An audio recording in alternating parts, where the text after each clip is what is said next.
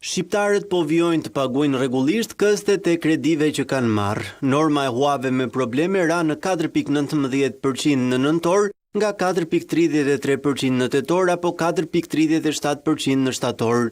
Janë disa manovra strukturale që janë bërë nga ana e bankave për ristrukturime kredish, të cilat mund të ishin potencialisht të këqija, pra që dukeshin, banin le të themi aromë për kredit keqe dhe bankat kanë ndërhyrë në disa raste më përpara se sa kjo të ndodhte, por ajo arsye kryesore është pikërisht forcimi i masave, forcimi i kritereve të kërkuara nga bankat për të gjithë aplikantët e kredive. Të dhënat nga Banka Qendrore tregojnë se portofoli total i kredisë dhënë nga 11 banka tregtare në vend ishte 835 miliard lek në fund të nëntorit. Nga kjo shumë, 38.7 miliard ishin huat të papaguara në kohë.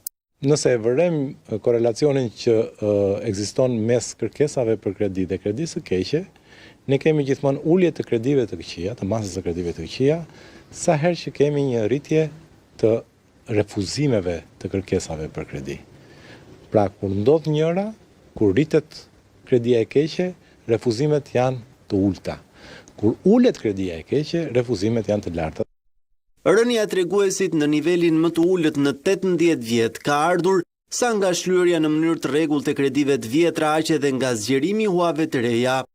Qytetarët, kryesisht për të blerë shtëpi dhe sipërmarrësit për të hapur biznese të reja, morën gati 374 miliard lekë kredi deri në fund të nëntorit të vitit të shkuar. Dhe unë besoj se do të vazhdojnë në këtë trend, nuk do të ketë, le të themi, kapërcime tektonike. Lazimi të kalojnë nga 5% në 4 apo 3 apo 2%, apo të shkojë 7 apo 8 apo 10%.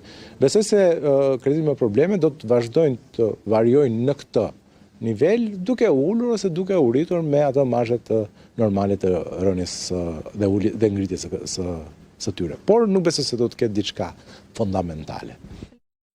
Në këtë ecuri pozitive ndikim të rëndësishëm ka pasur veçanërisht shlyerja e huave për blerjet banesave, kjo në një kohë që kredia e re për këtë qëllim po shënon vetëm rritje.